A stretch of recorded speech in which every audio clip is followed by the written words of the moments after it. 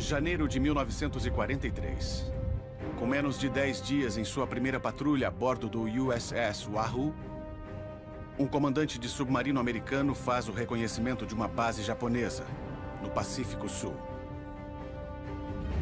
A 15 quilômetros do porto ocupado, ele detecta a ameaça mais perigosa possível. Um destroyer inimigo, armado com ogivas subaquáticas chamadas bombas de profundidade, projetadas para afundar submarinos. Antes da guerra, a decisão era simples: ficar em segurança.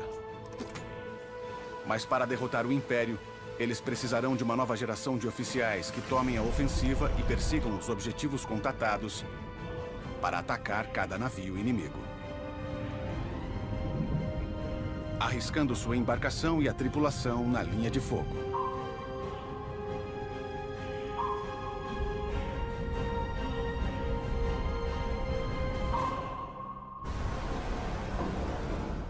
Na Segunda Guerra Mundial, uma arma submarina permite batalhas sob as ondas.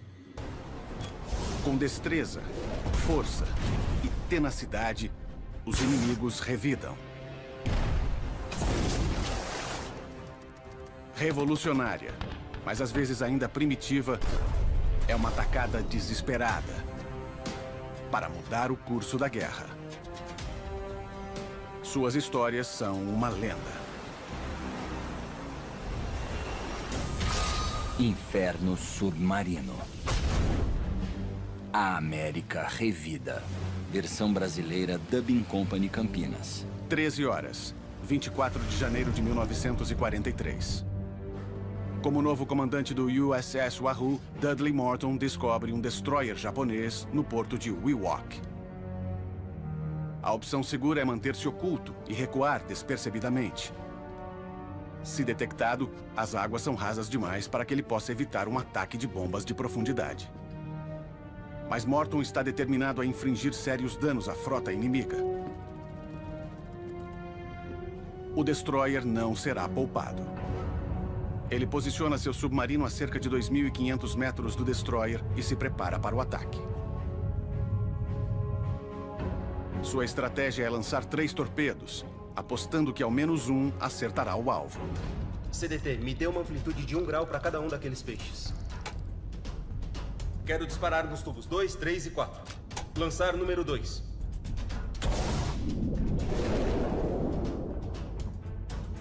Lançar número 3. Lançando 3. Lançar 4. 4 lançado eletricamente. Mas o destroyer se move mais rápido do que o esperado. Todos os 3 torpedos passam direto. Morton recalcula a velocidade do destroyer. O Wahoo dispara novamente. Mas esse torpedo também erra o alvo. O destroyer mudou seu curso. O fracasso em acertar os disparos permite que o inimigo localize o Wahoo. O destroyer ataca, apostando que pode acertar o submarino em águas rasas. A agressão de Morton expõe uma mudança radical na tolerância de risco dos capitães de submarinos americanos.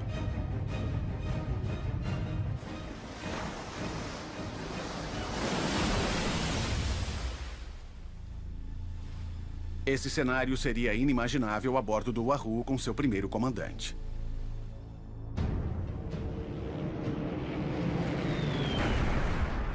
Foi autorizado e utilizado pela primeira vez 5 meses depois do ataque em Pearl Harbor.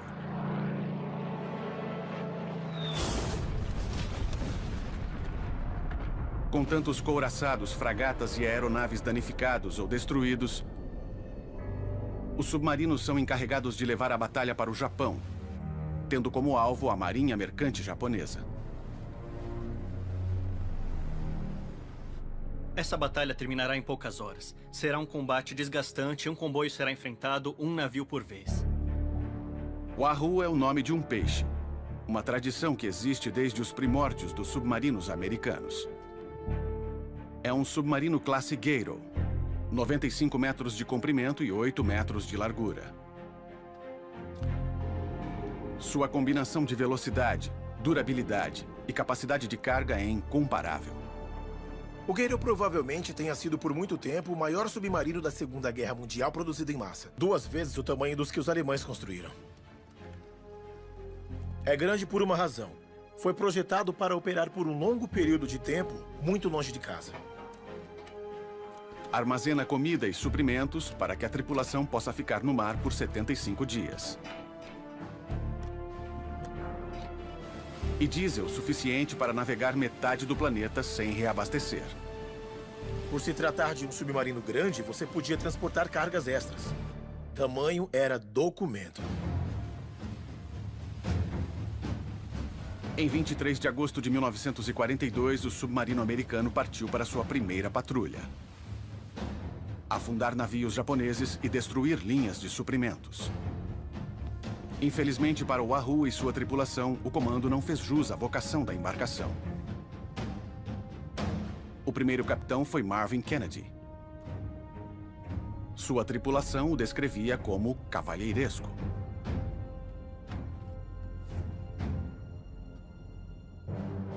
A Marinha Americana passou anos de seu período de paz treinando sua força submarina como batedores para agir com inteligência e evitar contato com o inimigo. Quando a América entrou na guerra, a aversão ao risco fez fracassarem as tentativas de ataques bem-sucedidos. Eles tinham muitos capitães que eram pouco arrojados. Eles preferiam ficar longe dos ataques, não ousavam levantar os periscópios com medo de serem vistos, não navegavam na superfície temendo que um avião japonês pudesse detectá-los.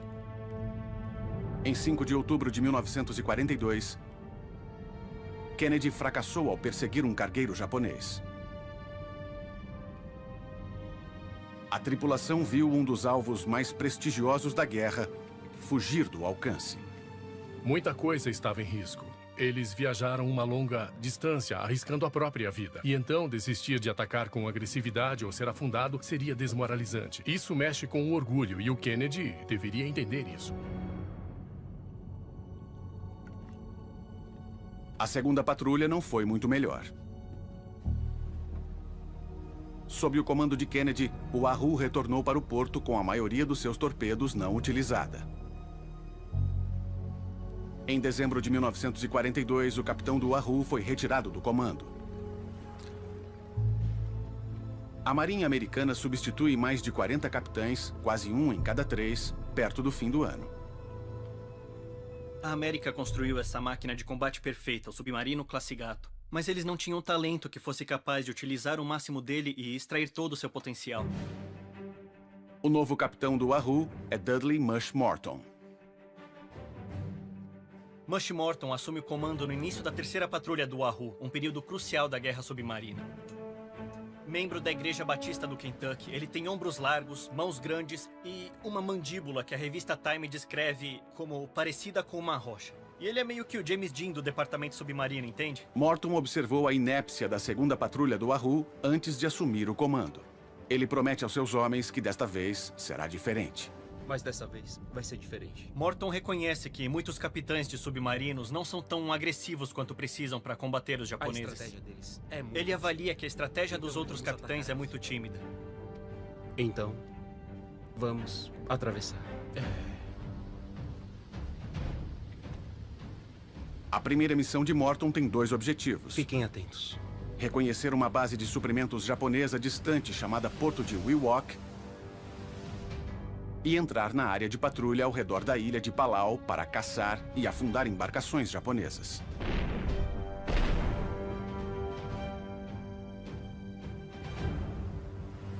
O Wahoo deixa a base submarina em Brisbane, Austrália, no dia 16 de janeiro de 1943. Mas apenas encontrar Wewak já é um desafio. O Oceano Pacífico é uma vasta área de abrangência para a patrulha dos submarinos americanos, com algo em torno de 13 Não milhões perca de ele de metros vista. quadrados. As coordenadas são vagas.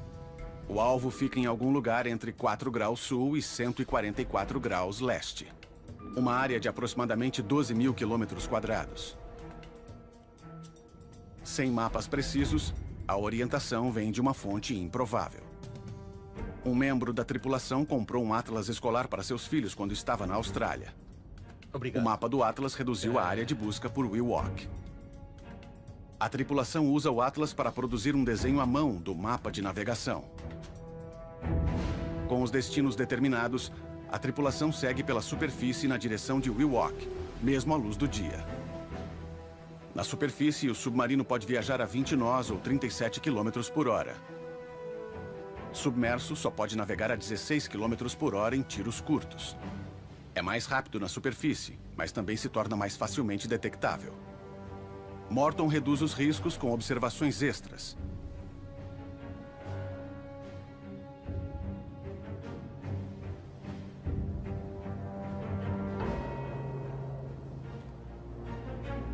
Depois de detectar uma aeronave inimiga, a tripulação se movimenta para liberar a ponte. Uma vez que não está claro se foram descobertos, Morton ordena que eles esperem até que o avião esteja a 9 quilômetros do submarino. Ele avalia o risco de possíveis bombas aéreas em relação ao maior tempo de manobra na superfície. Enquanto o avião se aproxima, a tripulação observa e espera, imaginando se este novo capitão não está brincando com a sorte.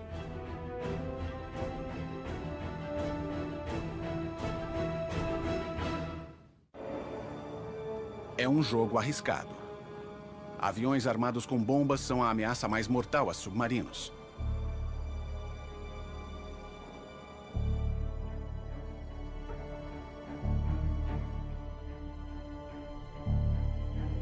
Minutos tensos passam lentamente. Pouco antes de cruzar o perímetro de segurança, o avião se afasta sem detectar o Wahoo.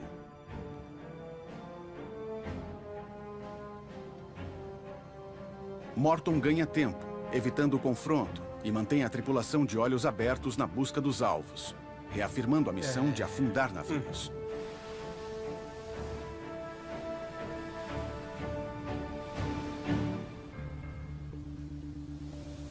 Às 3 da manhã do dia 24 de janeiro de 1943, o Wahoo alcança a boca do porto de Wewak.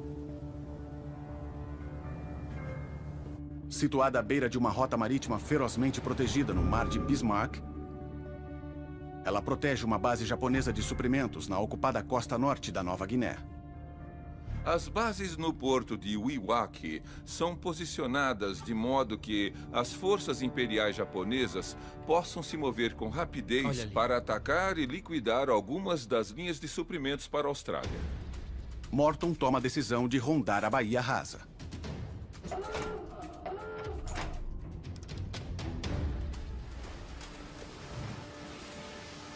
Para o submarino entrar no porto, o que se tenta é atravessar uma área que não tem muito espaço para manobras. O porto de Wewak será defendido. Obviamente, tem infantaria, tem armas e, potencialmente, navios de guerra. Então, entrar no porto é muito arriscado, mas é a única maneira de fazer um bom reconhecimento. 15 quilômetros adentro, o Wahoo descobre um destroyer japonês. Normalmente, a orientação é para não ir atrás de destroyers, porque o foco deve ser os navios mercantes. O problema com submarinos é como você toma decisões, se vale a pena o esforço. Se os navios são dignos de atacar, colocando as vidas em risco.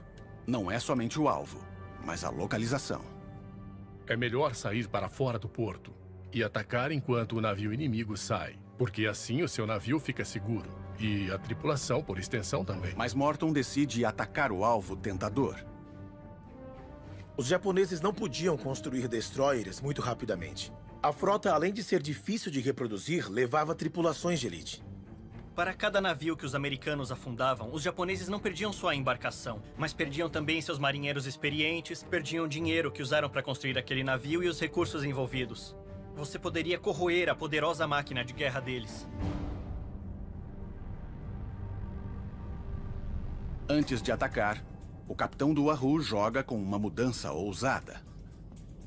Ele dá o controle do periscópio para o segundo no comando. O tenente-comandante Dudley Morton é revolucionário na maneira como conduz ataques a partir do seu submarino. Ele usa seu oficial executivo no periscópio como oficial de coabordagem, enquanto planeja o ataque na cabeça, sem ficar preso a uma área específica, nesse caso o periscópio, que é o posto tradicional para capitães de submarino. Se você está olhando pelo periscópio, é muito fácil ficar preso no que está vendo naquele quadro de campo estreito. Morton acredita que é muito melhor dar um passo para trás e ter uma visão completa do campo de batalha, porque a situação está constantemente evoluindo, constantemente mudando. E ele precisa estar focado no cenário todo. O periscópio fica com Richard Hetherington O'Kane. Você só tem uma pequena visão olhando pelo periscópio. O que você faz é supor onde o alvo está, a velocidade que está indo e para qual direção. Ele dá uma olhada rápida em volta com o periscópio. Ainda vai recorrer a outras coisas, mas agora está tudo nas suas costas. Distância 2.012 metros e diminuindo. O'Kane monitora a distância do destroyer. Morton planeja o ataque. Lançar número 3. Lançando 3. Lançar 3 torpedos custa a Morton 1/8 da artilharia do Wahoo, mas aumenta a probabilidade de afundar o inimigo antes que o inimigo o afunde. Quando os primeiros 3 torpedos erram o alvo, Morton recalcula a velocidade do destroyer para 37 km por hora e dispara. E erram de novo. O Wahoo gastou sua munição em vão. Pior ainda, chamou a atenção do destroyer. Você é um oficial de submarino. Enquanto está submerso, não incomodando ninguém, você está invisível e seguro. Toda vez que dispara um torpedo, se for visível, isso dá para o outro lado uma chance para te pegar. Mas Morton não tenta mergulhar na escuridão. Ele deixa o periscópio erguido, anunciando a posição exata do Wahoo. Ele só tem mais 2 torpedos carregados nos tubos frontais. O destroyer ataca. Abalroar um submarino para danificar seu casco é uma tática bruta, mas eficaz. Para o Wahoo, a proximidade não deixa tempo para evadir caso o torpedo não atinja o alvo.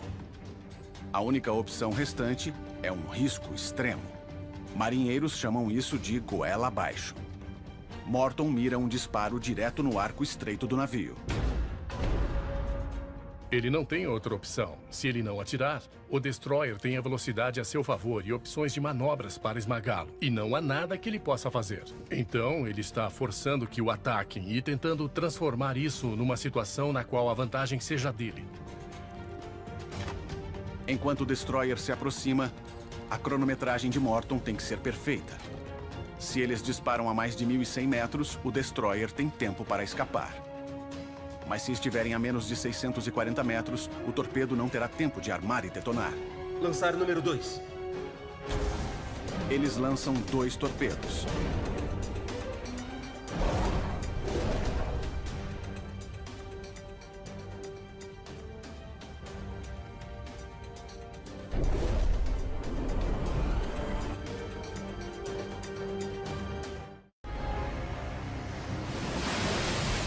Menos de 1 minuto depois do disparo anterior rasgar a água, o segundo torpedo, goela abaixo, acerta em cheio. A explosão mutila o casco do destroyer. Acertamos ele. O Wahoo mergulha fundo por baixo do navio danificado para evitar uma colisão e escapar do ataque.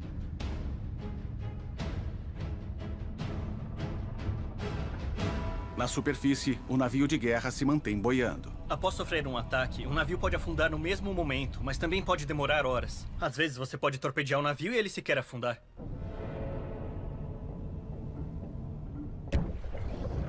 O navio ferido começa a soltar sua provisão de bombas de profundidade.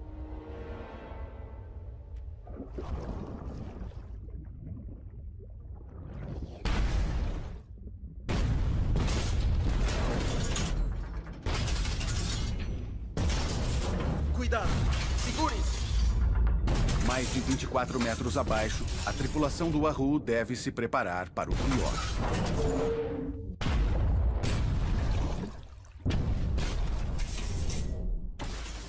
Um ataque de bombas de profundidade pode ser uma coisa terrível para esses marinheiros, porque você está em um barco sem janelas, então não dá para ver de onde o perigo está vindo.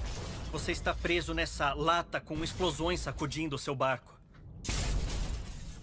Faz muito barulho. Eles disparam, você ouve os disparos, é desesperador.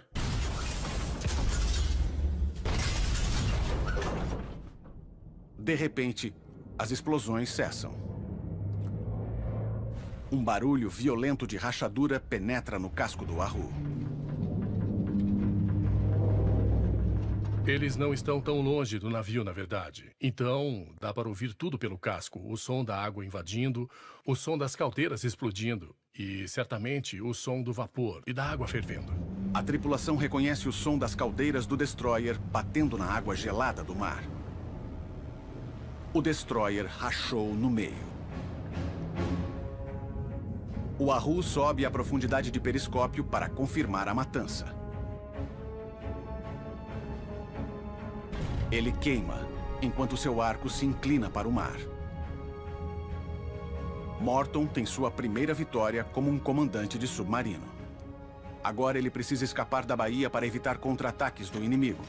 Recolhendo o periscópio. Ele submerge o Wahoo a 30 metros e sai deslizando. Ao cair da noite, as fogueiras japonesas iluminam as margens de Wewak, talvez para revelar algum brilho fugaz do Wahoo navegando por ali. O Wahoo navega nas profundezas e passa pelas chamas. Mush Morton demonstra claramente para sua tripulação o potencial da engenharia classe Gato.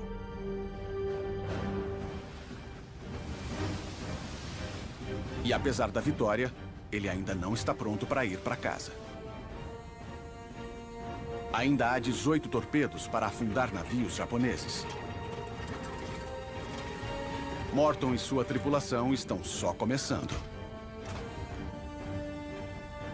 A próxima fase da sua patrulha leva o Wahoo para o norte, na direção de um arquipélago também ocupado pelos japoneses. Depois do ataque em Pearl Harbor, o Japão continua a varrer a Ásia. As conquistas criam um domínio em um território com o triplo do tamanho que o Japão tinha em 1942. A mensagem que os japoneses mandam para o mundo é Ásia para os asiáticos, mas na verdade é Ásia para os japoneses. Na verdade, eles travam uma guerra na China desde 1931 e com mais intensidade desde 1937. Quando percebemos que os japoneses iam tentar conquistar todo o sul da Ásia, nós decidimos impedi-los. Como uma nação insular, o Japão depende dos despojos de terras recém-anexadas para abastecer suas fundições e alimentar seus homens. Rotas de navegação entrecruzam o Pacífico. Os japoneses estavam com seus suprimentos à míngua, porque eles tinham que trazer quase tudo de outros lugares. Não só comida para alimentar sua população, mas também todo o seu material de guerra. A bauxita para fabricar alumínio, borracha para os pneus, algodão para os uniformes e o mais importante, óleo, o item mais vital para abastecer seus navios, aviões e bombardeiros. Eles dependiam completamente de um sistema de rotas marítimas. Se a economia japonesa é abalada, você pode cortar a capacidade deles de comprar, de trazer os importados para construir os itens necessários para abastecer sua máquina de guerra.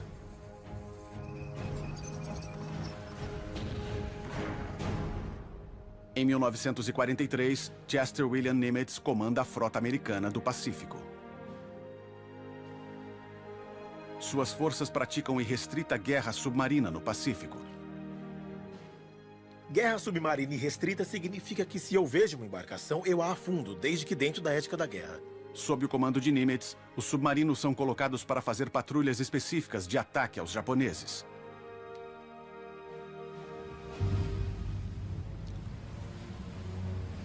O Wahoo vai para uma ilha usada como parada rápida de transporte de mercadorias de Palau para o Japão. Palau exporta recursos naturais fundamentais. Tem bauxita usada para fazer alumínio que se transforma na matéria-prima para a estrutura das aeronaves japonesas. Também, claro, fosfato usado em fertilizantes para melhorar as colheitas e conseguir uma produção melhor de comida. Mas operar nessas águas não será fácil. Não perca ele de vista. Para equilibrar o jogo, o Wahoo tem que localizar navios inimigos.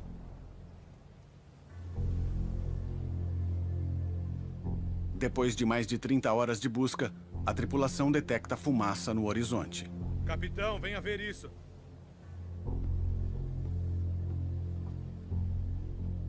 O Wahoo não achou somente um navio, mas 3.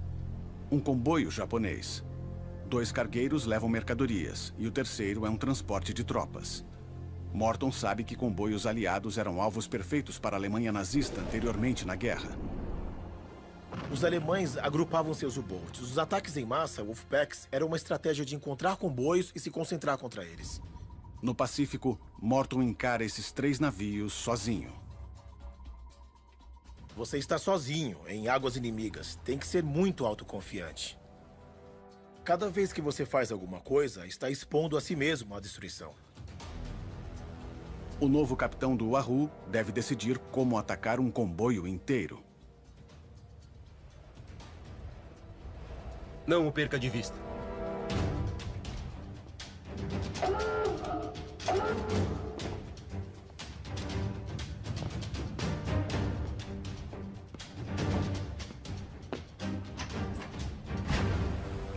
Em janeiro de 1943, um submarino americano atacou sem sucesso um comboio japonês. A escolha fará Morton e o Wahoo se tornarem famosos. Ele vai ter que aparecer alguma hora. E infames.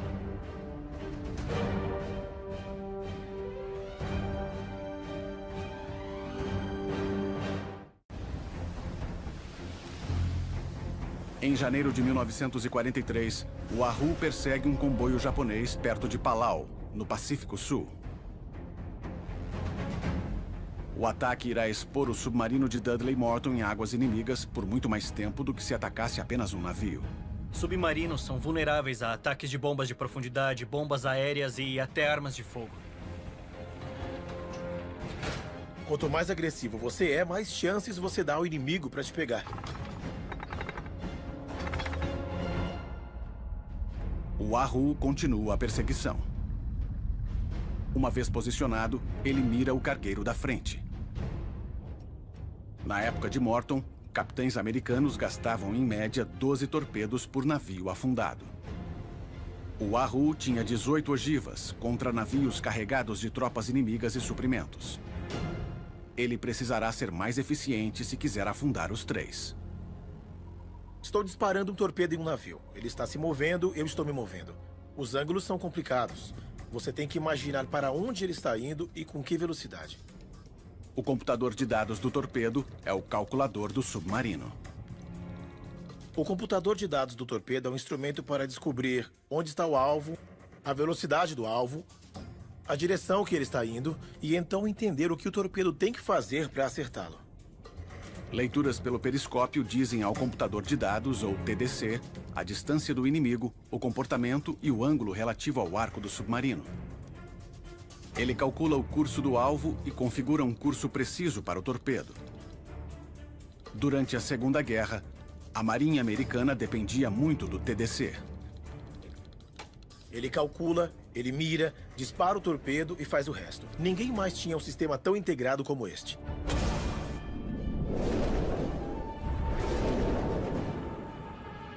Os primeiros 2 torpedos são disparados na direção do Dakar Maru, um cargueiro japonês com 17 metros de largura.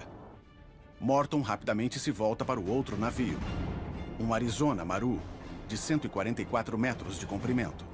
Segure o número 4. 4 de prontidão. Lançar o 4.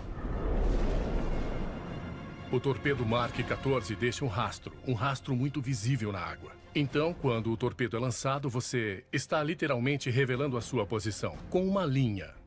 De onde o torpedo foi lançado até seu alvo. Quanto mais demora para disparar, maior é a chance de ser pego.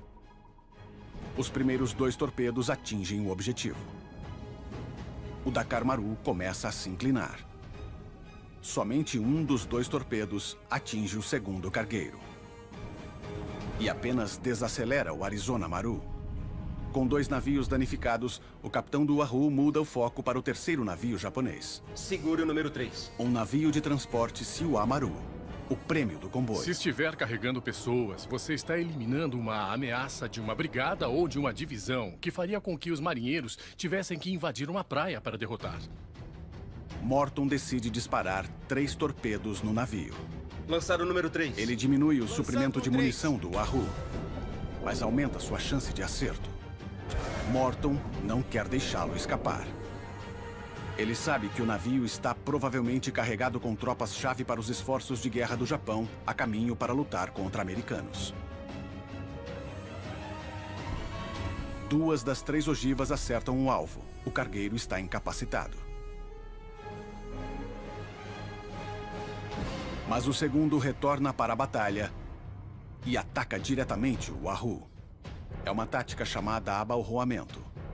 Se você consegue abalroar o submarino, sua chance de escapar é obviamente muito, muito alta. Mas, se tentar fugir, o submarino sempre vai te alcançar. Então, atacando, o que eles tentam fazer é eliminar a ameaça da única maneira que podem. Pela segunda vez em 3 dias, o submarino de Morton encara um navio agressor.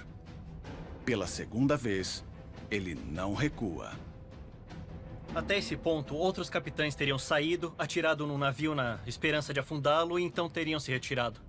Ao invés de entrar, atirar e se retirar, ele voltou de novo e de novo. O Wahoo dispara mais 2 Mark 14 no navio de transporte. Ele continua vindo. Ele está vindo em nossa Morton direção. abandona o curso de colisão e mergulha seu submarino. Agora o Wahoo, o caçador, virou a caça. Mas o Wahoo tem a vantagem aqui. Se ele pode mergulhar, o navio pode passar reto e eles podem segui-lo. Se o navio é atingido pelo torpedo, mesmo resultado, você ainda o afunda. O Wahoo ainda tem a vantagem, apesar do fato de ainda estar sendo atacado.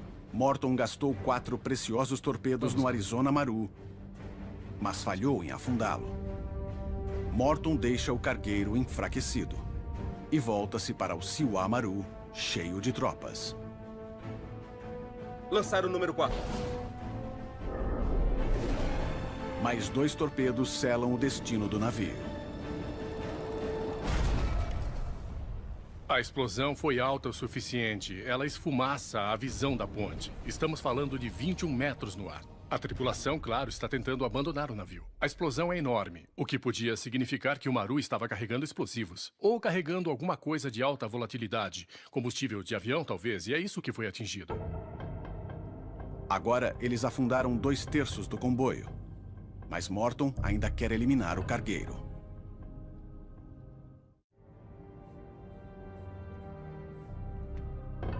O Maru agora está sendo acompanhado por um petroleiro.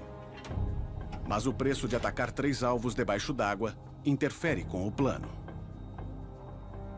Enquanto o Wahoo está submerso, ele perde 250 células de ácido de bateria para cada metro de altura. Eles podem ficar debaixo d'água por até 48 horas, mas apenas se navegarem a 2 nós, que significa só 5 km por hora, que é a mesma velocidade que a maioria das pessoas andam. Após horas navegando e atirando, as baterias do Wahoo estão drenadas. Morton deve encerrar a perseguição e é forçado a emergir. 2 dos seus motores são sacrificados para a recarga. Com alcance e velocidade limitados, ele decide dar meia volta e verificar o alvo que ele atingiu antes. O navio de transporte afunda devagar, o suficiente para que os tripulantes entrem nos botes. 20 botes salva-vidas japoneses boiam no mar de Bismarck. Centenas de homens estão dentro e em volta deles, vítimas dos torpedos de Morton. Mas também são inimigos declarados que Morton acredita estarem comprometidos a destruir americanos. Ele acha que são tropas que vão para a praia. Ainda serão efetivos na praia. Vão matar americanos quando chegarem lá. Melhor matá-los agora. Ele pensa nos botes como alvos legítimos. E se são alvos legítimos, com certeza você tem que atirar neles.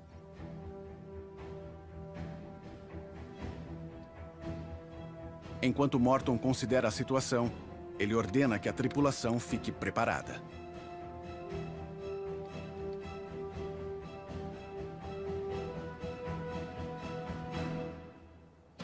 Fogo! Mas Morton está errado sobre essas tropas. Ele manda seus atiradores abrirem fogo. Ele não sabe disso, mas muitas daquelas pessoas na água são, na verdade, prisioneiros de guerra indianos que os japoneses raptaram. E ele acha que são apenas soldados japoneses, tropas que deveriam estar sendo transportadas. E eles acabam atirando e matando 195 desses prisioneiros de guerra indianos e aproximadamente 87 soldados japoneses.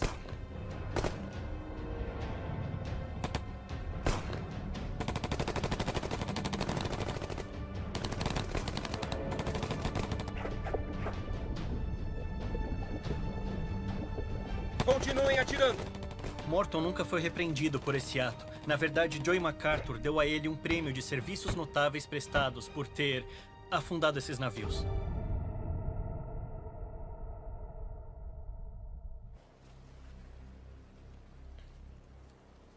Nós tendemos a pensar que você não deve atirar em sobreviventes. Por outro lado, era também uma guerra extremamente selvagem, na qual os sobreviventes japoneses continuavam lutando. Então, isso deve ser levado em consideração em tudo que acontece.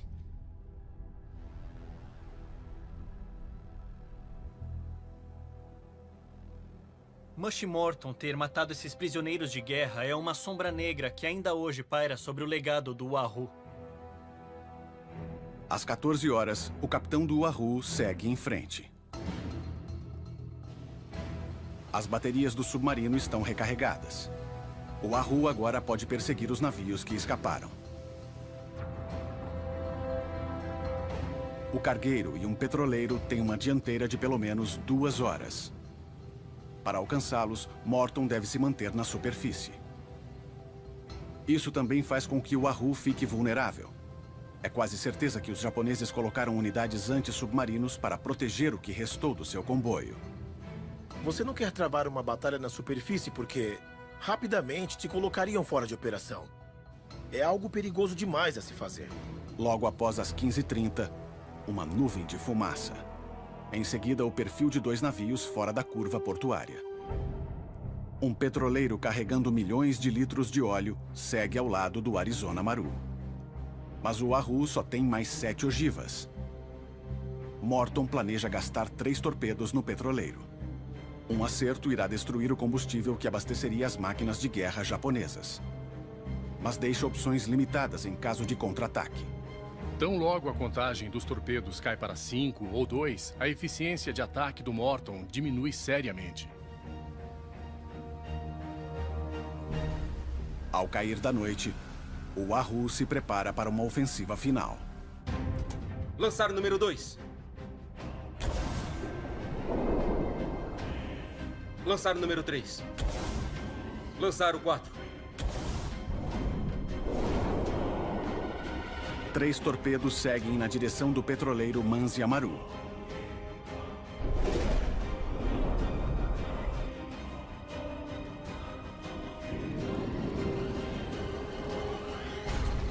Somente um acerta o alvo. E o petroleiro ainda navega.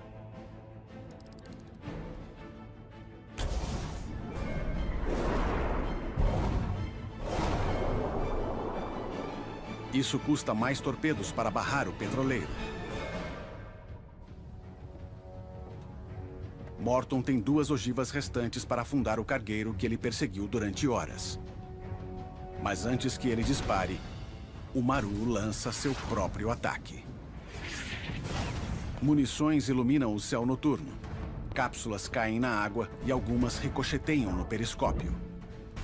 O submarino sacrifica a couraça pela segurança. Então, se aquele casco estiver furado de alguma forma, não poderá ser consertado. Aquele submarino não pode mais mergulhar. E a chance de sobrevivência em águas controladas pelo inimigo desaparece. Ficar na superfície sob fogo cerrado de um navio, seja destroyer ou de transporte, é extremamente assustador e extremamente perigoso para a tripulação. Lançar o 3.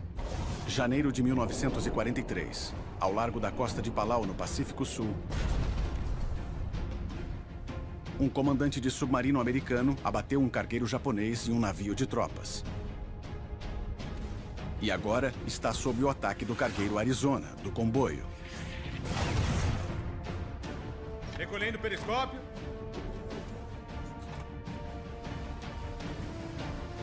O Wahoo mergulha 27 metros para escapar do tiroteio.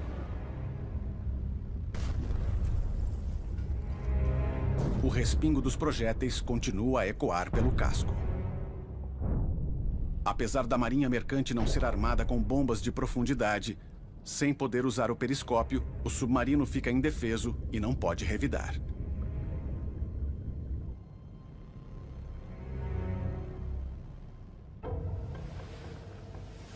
Cerca de 15 minutos depois, Morton se arrasta de volta para a superfície.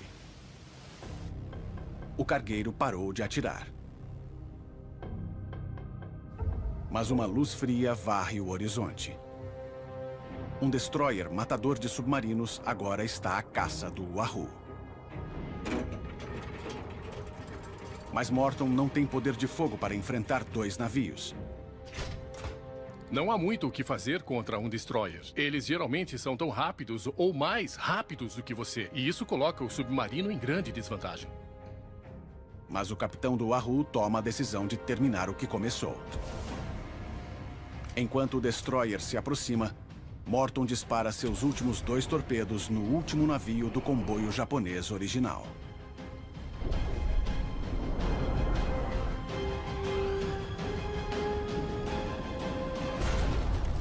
Acertamos um.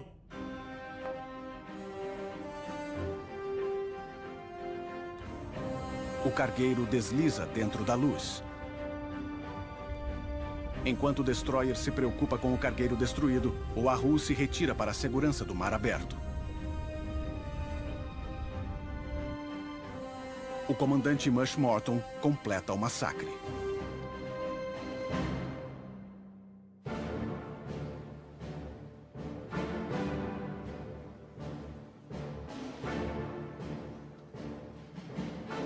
Em 7 de fevereiro de 1943, o Wahoo ostenta orgulhosamente em Pearl Harbor uma vassoura amarrada em seu periscópio. É um recado da tradição naval para mostrar que foi feita uma limpeza. A Marinha e a imprensa adoram isso. As autoridades apontam Morton e sua tripulação como o primeiro submarino americano a afundar um comboio, mais de 11 mil toneladas de navios e mercadorias japonesas. Apesar de submarinos serem notórios por seus serviços silenciosos, Morton e o Wahoo viram manchete. Ele até vira consultor do suspense de guerra rumo a Tóquio, de Cary Grant. As táticas agressivas de Morton mudam a conduta da campanha submarina americana. Foi a primeira vez que um capitão de submarino fez algo assim na guerra. Ninguém nunca pensou que um submarino poderia avançar linhas inimigas e destruir cada navio? Bom, Mush Morton mostrou que essa era uma possibilidade. Estabeleceu-se um novo nível para os capitães de submarino seguirem depois daquilo. Não foi só o Mush Morton, foi também a equipe de suporte que ele tinha, primeiramente com Dick O'Kane. Como um líder, seus homens o adoravam. Mas o triunfo do Wahoo teria vida curta. Antes do final do ano, o Wahoo é atingido por uma chuva de bombas inimigas no mar do Japão. Ele não volta e é presumido perdido. Aos 36 anos, o capitão Mush Morton afunda com seu submarino. Mas seu impacto na guerra submarina é divisor de águas para a Marinha Americana. Mush Morton foi o pioneiro. Se você olhar para a totalidade da guerra, ele é uma espécie de eixo central sobre o qual todas as estratégias e táticas de fato mudam. É fascinante porque tudo isso cai sobre os ombros de um único indivíduo. Morton e a tripulação do Wahoo demonstram que a tenacidade e as táticas precisavam pender a balança de forças no Pacífico. Ele mostrou para os outros capitães o que podia ser feito. O que poderiam realizar com esse submarino sensacional que a Marinha Americana construiu.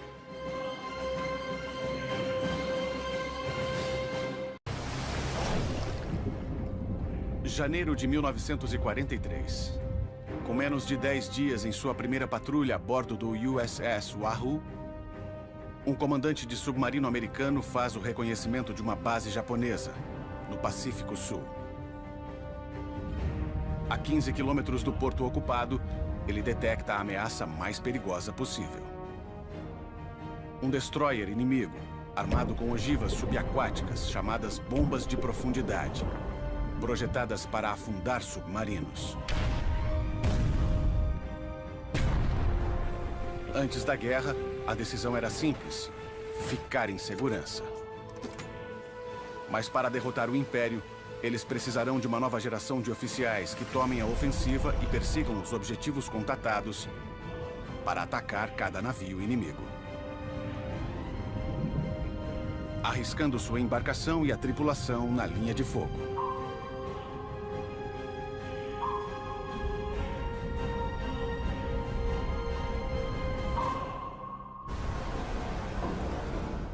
Na Segunda Guerra Mundial, uma arma submarina permite batalhas sob as ondas.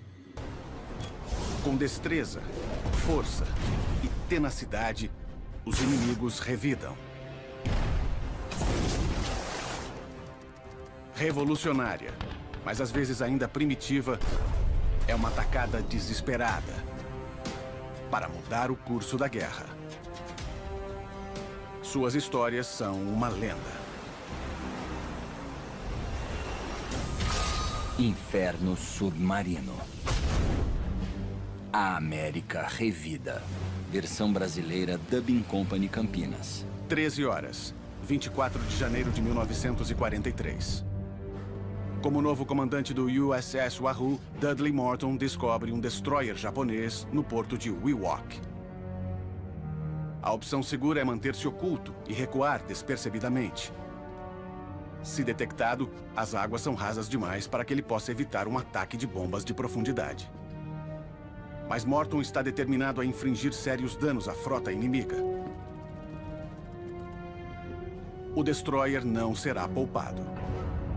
Ele posiciona seu submarino a cerca de 2.500 metros do destroyer e se prepara para o ataque. Sua estratégia é lançar 3 torpedos, apostando que ao menos um acertará o alvo. CDT, me dê uma amplitude de 1 grau para cada um daqueles peixes.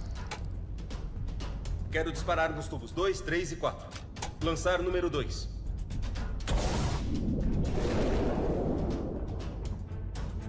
Lançar número 3. Lançando 3. Lançar 4. 4 lançado eletricamente. Mas o destroyer se move mais rápido do que o esperado. Todos os 3 torpedos passam direto. Morton recalcula a velocidade do destroyer. O Wahoo dispara novamente. Mas esse torpedo também erra o alvo. O destroyer mudou seu curso. O fracasso em acertar os disparos permite que o inimigo localize o Wahoo. O destroyer ataca, apostando que pode acertar o submarino em águas rasas. A agressão de Morton expõe uma mudança radical na tolerância de risco dos capitães de submarinos americanos.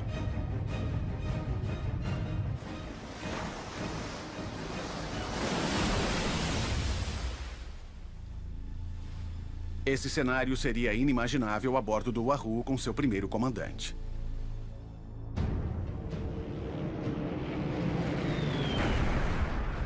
Foi autorizado e utilizado pela primeira vez 5 meses depois do ataque em Pearl Harbor.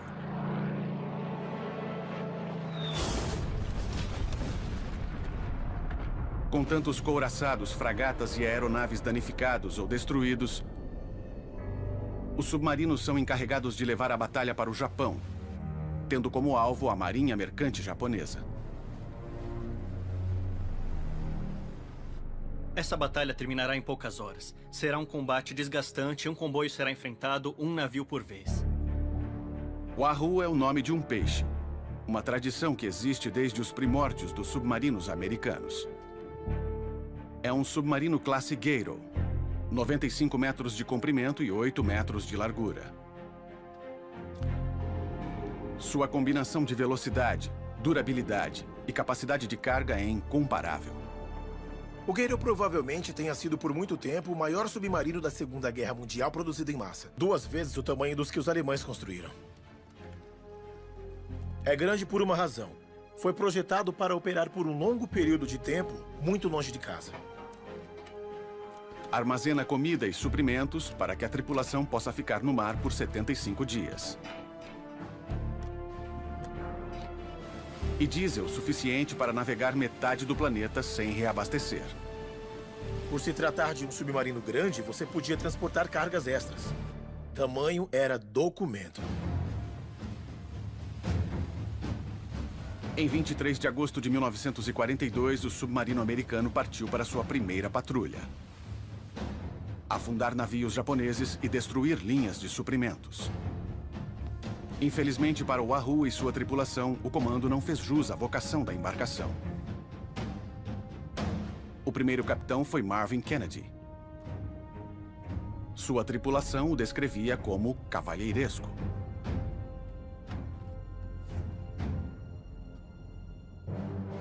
A Marinha Americana passou anos de seu período de paz treinando sua força submarina como batedores para agir com inteligência e evitar contato com o inimigo.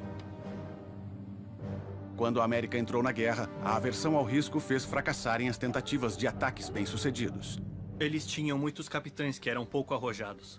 Eles preferiam ficar longe dos ataques, não ousavam levantar os periscópios com medo de serem vistos, não navegavam na superfície temendo que um avião japonês pudesse detectá-los.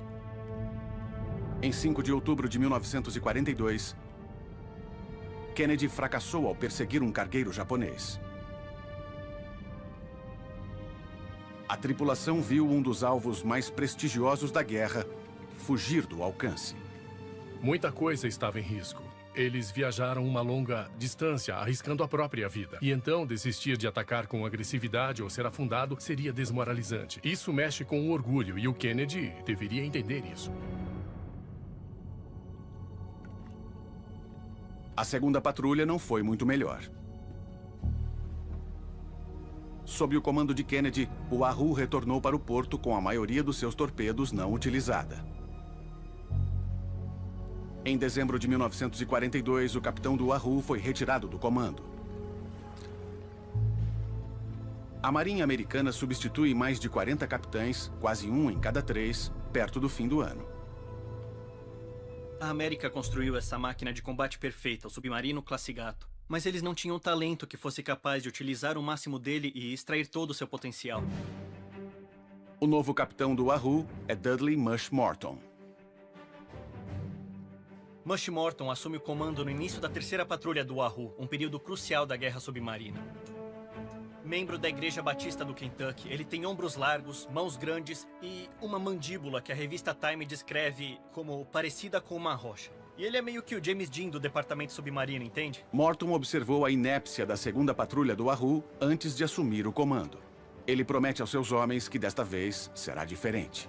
Mas dessa vez vai ser diferente. Morton reconhece que muitos capitães de submarinos não são tão agressivos quanto precisam para combater os japoneses. A estratégia deles é muito... Ele avalia que a estratégia dos outros capitães é muito tímida.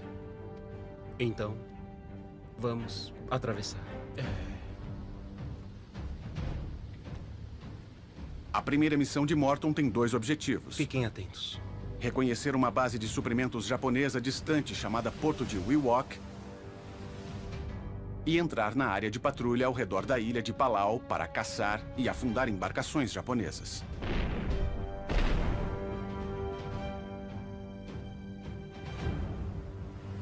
O Wahoo deixa a base submarina em Brisbane, Austrália, no dia 16 de janeiro de 1943. Mas apenas encontrar Wewak já é um desafio. O Oceano Pacífico é uma vasta área de abrangência para a patrulha dos submarinos americanos, com algo em torno de 13 milhões de metros quadrados. As coordenadas são vagas.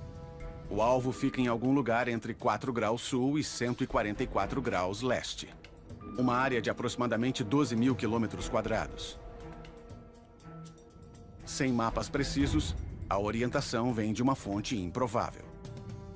Um membro da tripulação comprou um atlas escolar para seus filhos quando estava na Austrália. Obrigado. O mapa do atlas reduziu a área de busca por Wewak. A tripulação usa o atlas para produzir um desenho à mão do mapa de navegação. Com os destinos determinados, a tripulação segue pela superfície na direção de Wewak, mesmo à luz do dia. Na superfície, o submarino pode viajar a 20 nós ou 37 km por hora. Submerso só pode navegar a 16 km por hora em tiros curtos. É mais rápido na superfície, mas também se torna mais facilmente detectável. Morton reduz os riscos com observações extras.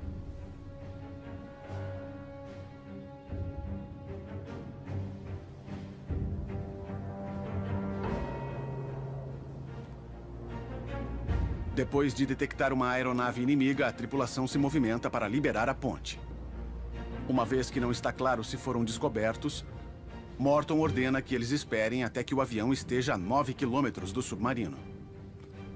Ele avalia o risco de possíveis bombas aéreas em relação ao maior tempo de manobra na superfície. Enquanto o avião se aproxima, a tripulação observa e espera, imaginando se este novo capitão não está brincando com a sorte.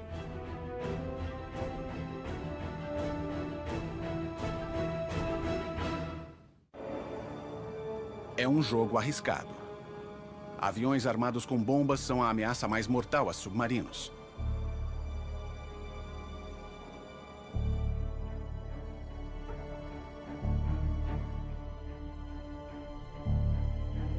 Minutos tensos passam lentamente.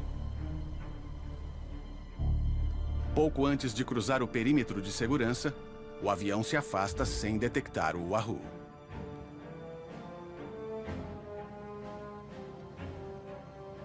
Morton ganha tempo, evitando o confronto, e mantém a tripulação de olhos abertos na busca dos alvos, reafirmando a missão de afundar navios.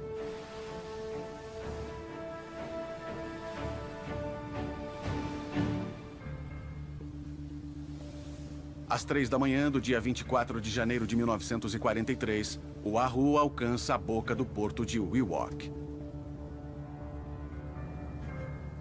Situada à beira de uma rota marítima ferozmente protegida no Mar de Bismarck, ela protege uma base japonesa de suprimentos na ocupada costa norte da Nova Guiné. As bases no porto de Wewak são posicionadas de modo que as forças imperiais japonesas possam se mover com rapidez para atacar e liquidar algumas das linhas de suprimentos para a Austrália. Morton toma a decisão de rondar a Baía Rasa.